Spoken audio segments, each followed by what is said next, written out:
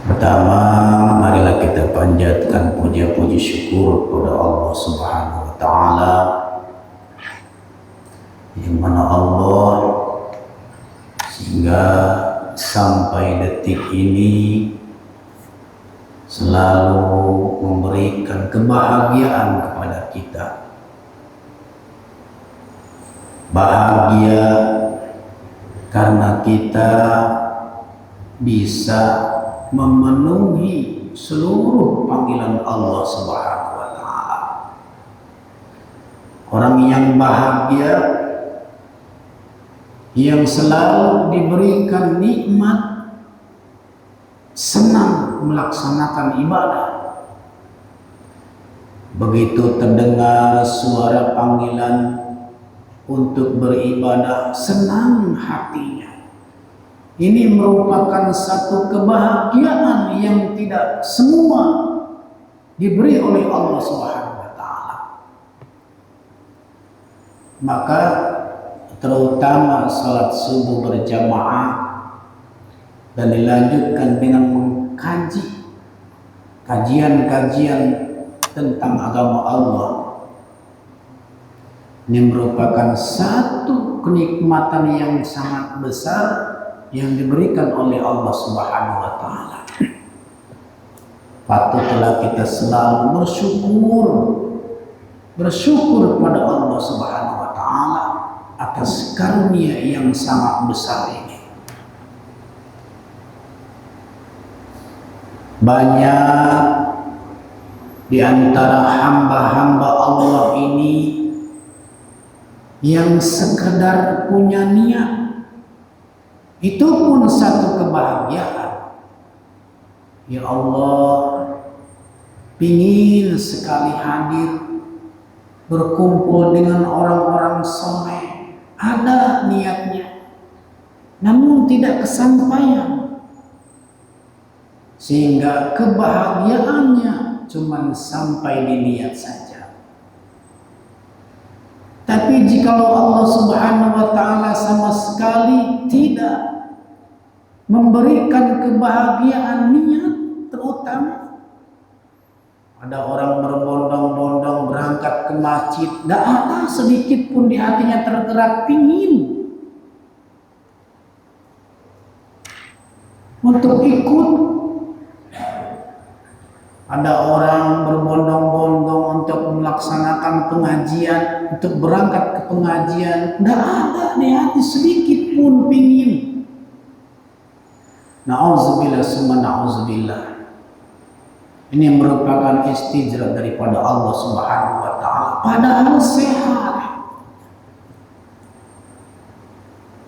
badan sehat jasmani dan rohani, rezeki banyak diberikan oleh Allah Subhanahu wa taala. Tidak ada halangan sesuatu apapun. Tapi kebahagiaan, kenikmatan iman tidak diberikan oleh Allah Subhanahu wa taala. Ini merupakan satu kendala di dalam hidup kita untuk mendapatkan ridha Allah Subhanahu wa taala. Hendaknya kita berpikir, apakah aku sampai besok pagi? Apakah aku sampai lusa umurku?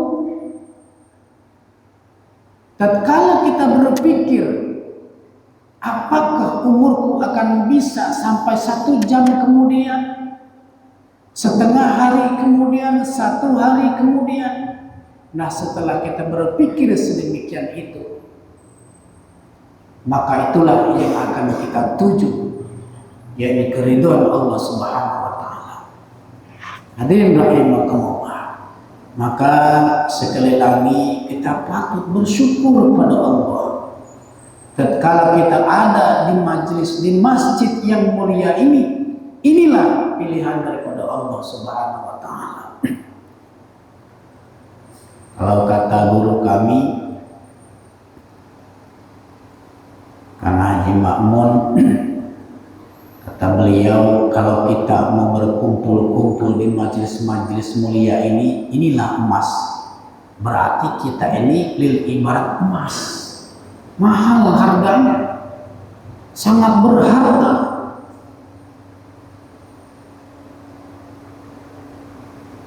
Jamaah semua rahimakumullah. Salawat dan salam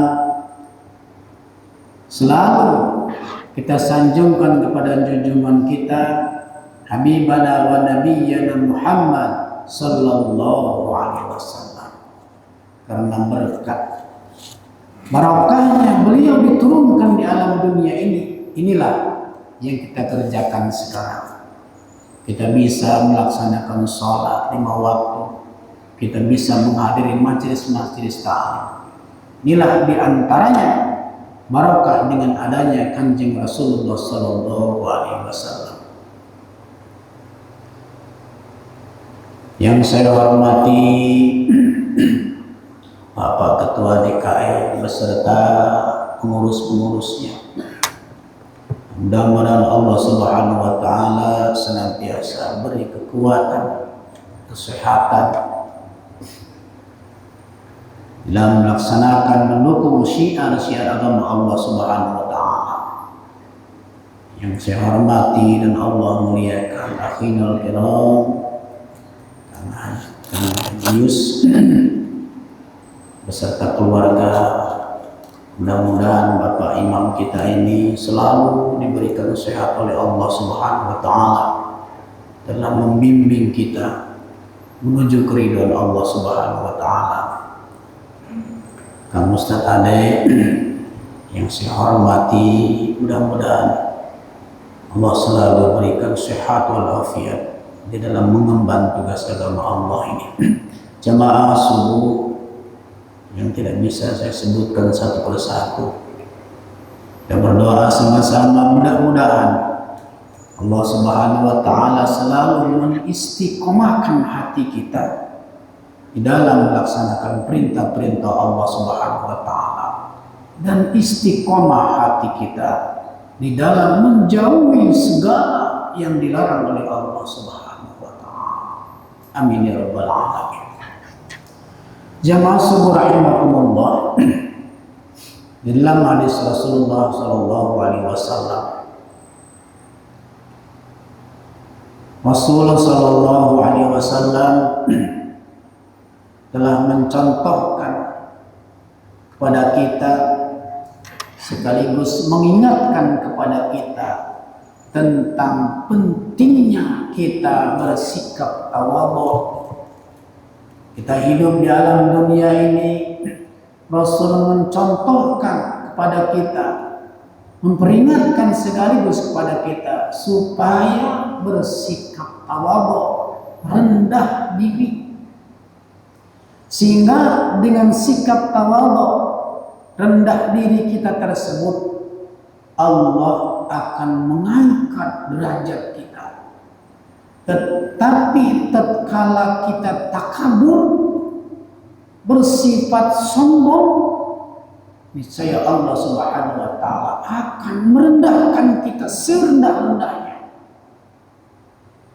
Sebagaimana hadis Rasulullah sallallahu alaihi wasallam, "Man tawadha'a rafa'ahu Allah wa man takabbara wada'ahu Allah." Barang siapa yang tawadhu, yang rendah diri, maka Allah akan mengangkat derajatnya. Dan barang siapa yang takabur, sombong, maka Allah akan merendahkannya. Hadirin rahimakumullah. Berkenaan dengan hadis ini, suatu ketika Allah Subhanahu wa taala mewahyukan kepada gunung-gunung. Allah berfirman, "Hai gunung, suatu saat nanti akan bersandar perahu Nabi Nuh di atasmu beserta orang-orang yang soleh di dalamnya." Jamaah subhanallah, ketika mendengar wahyu Allah ini, seluruh gunung merasa bangga. Mereka merasa bahwa dirinya lah yang akan ditempati oleh Nabi Nuh alaihissalam beserta orang-orang yang soleh di dalamnya. Maka mereka berbangga hati, mereka membesar, mereka meninggi dan memanjang. Mereka takabur, merasa bahwa Nabi Nuh alaihissalam akan mendarat di punggung mereka. Jamaah subhanallah. Sehingga ada satu buah gunung yang tidak seperti itu. Gunung ini bernama Gunung Al-Judi, di mana Gunung Al-Judi ini tidak sibuk seperti gunung-gunung yang lain. Gunung Al-Judi berkata, mana mungkin Allah Subhanahu wa taala akan memberikan kemuliaan seperti itu kepadaku. Sehingga Gunung Al-Judi tidak membesar, tetap kecil seperti itu. Jamaah subhanallah. Sehingga terkala banjir di kala itu sudah surut, maka perahu Nabi Nuh alaihissalam beserta orang-orang soleh di dalamnya mendaratlah di Gunung Al-Judi yang kecil tersebut. Jamaah subhanallah. Para gunung kaget semua mereka ini. Lalu unjukkan kepada Allah Subhanahu wa taala, "Ya Rabb, kenapa engkau mendaratkan perahu Nabi Nuh beserta orang yang beriman di Gunung Al-Judi, sedangkan engkau tahu Gunung Al-Judi ini gunung yang kecil. Sedangkan engkau tahu kami adalah yang besar-besar dan tinggi-tinggi, ya Rabb." Allah Subhanahu wa taala berfirman, "Aku tahu terhadap hamba-hambaku yang rendah diri. Aku mengetahui mana hambaku yang merendahkan diri, yang tawadhu, dan mana hamba-hambaku yang takabur." Gunung Al-Judi tidak pernah takabur. Dia merasa rendah. Dia senantiasa tawadhu kepada kata-kata Allah Subhanahu wa taala. Hadirin rahimakumullah. Maka Allah Subhanahu wa taala mendaratkan perahu Nabi Nuh tersebut di Gunung Al-Judi yang tawadhu tersebut. Jamaah subhanallah. Suatu ketika Allah Subhanahu wa taala mewahyukan kepada gunung, "Hai gunung-gunung, aku akan berbicara dengan seorang hambaku yang soleh." Maka mendengar firman Allah tersebut, gunung pun menjadi besar. Mereka berbangga diri. Mereka sama-sama meninggi, merasa bahwa mereka lah yang nanti akan ada pembicaraan Allah Subhanahu wa taala dengan hambanya yang soleh tersebut. Maka ada satu gunung, yakni namanya Bukit Tursina, yang mana gunung ini berbicara, mana mungkin Allah Subhanahu wa taala akan berbicara, akan memberi kemuliaan yang sangat mulia itu dengan aku. Jamaah subhanallah. Maka Allah Subhanahu wa taala mendengar ketawaduan Gunung Al-Judi tersebut, dan terjadilah pembicaraan Allah Subhanahu wa taala dengan Nabi Musa di Bukit Tursina tersebut. Bapak Ibu jemaah subhanallah. Suatu ketika Allah Subhanahu wa taala berfirman kepada seluruh ikan-ikan di lautan. Allah berfirman, "Hei ikan-ikan, aku akan memasukkan nabiku ke dalam perut di antara salah satu di antara kalian." Maka seluruh ikan-ikan yang ada di lautan menjadi bangga, menjadi sombong bahwa mereka lah yang nanti akan dimasuki oleh Nabi Allah yang mulia. Ada satu ikan yang tidak bersombong. Dia senantiasa bertawadhu kepada Allah Subhanahu wa taala. Mana mungkin Allah Subhanahu wa taala akan memuliakan aku dengan memasukkan nabinya ke perutku. Maka Allah Subhanahu wa taala memasukkan Nabi Yunus alaihissalam ke perut ikan tersebut. Jamaah subuh rahimakumullah. Allah Subhanahu wa taala mewahyukan ke seluruh binatang-binatang yang terbang, ke burung-burung yang terbang. Kalian burung-burung yang terbang, akan ada satu minuman di antara salah satu kalian yang minuman tersebut akan menjadi obat bagi seluruh umat manusia.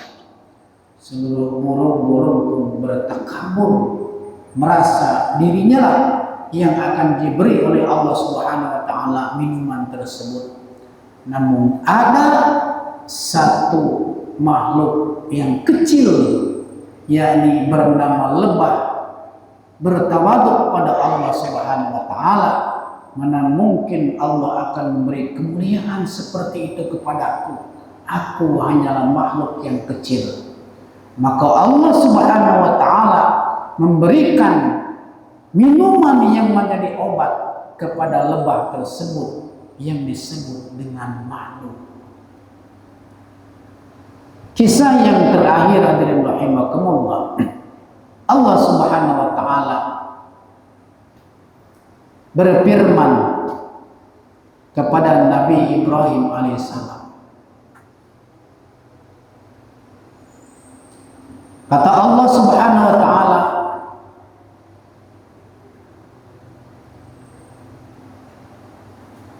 ketika Allah berfirman kepada Nabi Ibrahim alaihissalam, Nabi Ibrahim alaihissalam menjawab pada Allah Subhanahu wa taala, "Aku adalah hamba-Mu." Allah berfirman kepada Nabi Musa alaihissalam, "Siapa engkau?" Maka Nabi Musa alaihissalam menjawab, "Aku adalah hamba-Mu." Allah berfirman kepada Nabi Isa alaihissalam, "Aku adalah Aku," kata Nabi Isa alaihissalam. Mereka berbangga-bangga kepada Allah Subhanahu wa taala. Dan ketika Allah Subhanahu wa taala berfirman, bertanya kepada Nabi Muhammad sallallahu alaihi wasallam, "Siapakah engkau wahai Muhammad?" Rasulullah sallallahu alaihi wasallam menjawab, "Aku hanyalah anak yatim." Maka Allah Subhanahu wa taala ketika mendengar jawaban daripada Nabi Muhammad sallallahu alaihi wasallam, Allah mengangkat Rasulullah sallallahu alaihi wasallam menjadi pemimpinnya para nabi, pemimpinnya para anbiya, pemimpinnya para rasul-rasul Allah Subhanahu wa taala. Hadirin ahli subuh rahimakumullah.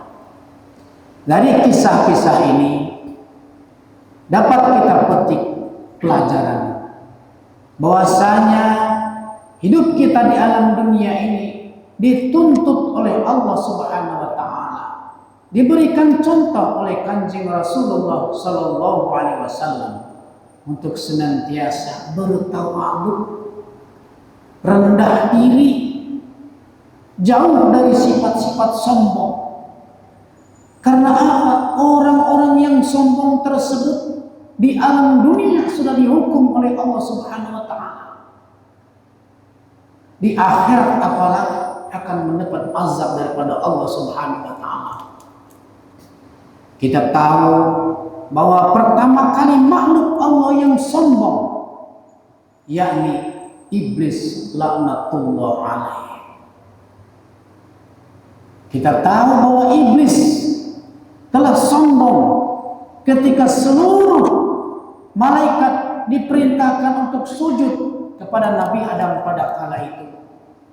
Seluruh malaikat sujud kepada Nabi Adam, bukan berarti sujud untuk menyembah kepada Nabi Adam, tapi sujud karena perintah Allah Subhanahu wa taala.